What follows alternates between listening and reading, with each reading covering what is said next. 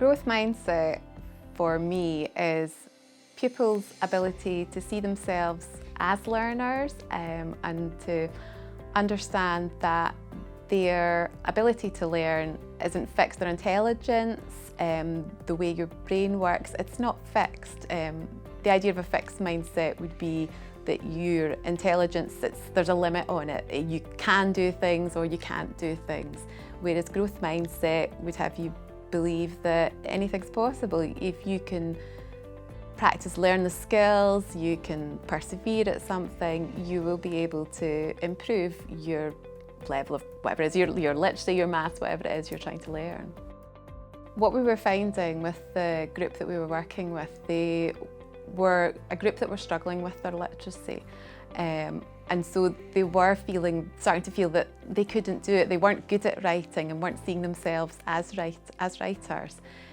So what we wanted to do was instill in them the idea that they could improve, that by giving them a bit extra support, they could develop their skills. It wasn't the end of the world that they weren't maybe up to speed with their peers at this stage.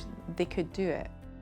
The group that I was working with, they came to me once a week to work on their literacy skills and also to have an input on growth mindset. So they were with me for about an hour and we split the time between doing spelling, doing writing, but also they had a direct input on growth mindset through a variety of resources, looking at videos and discussion about what growth mindset meant and how they could grow their brain. They also worked on setting their own targets and evaluating them so that they could see themselves develop. And what we found was they began to be more engaged with their learning and put in a bit more effort in what they were doing. So instead of maybe just writing a couple of sentences, they would challenge themselves more, and through the use of my feedback as well, giving them suggestions, they were more willing to take that on board and to sort of have the skills to think, how could I make it better, and know that they could make it better as well. Within the school, we do assessments in the class. So they do a cold assessment at the beginning of a unit of work and then a hot assessment once at the end of the work. And what we were able to do was compare the scores of the group with the average scores of the rest of their peers that weren't in the group. And what we saw was that those who attended the group, their scores had a much greater increase than the ones who hadn't attended the group.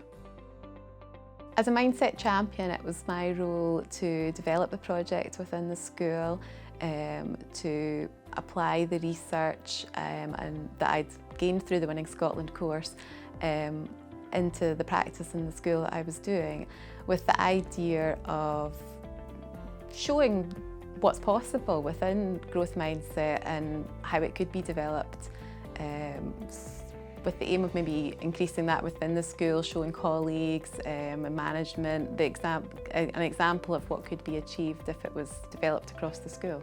The class teacher from the pupils who I was working with in my group, she noticed a change in the pupils, in their confidence and their willingness to engage with their tasks and to try new things.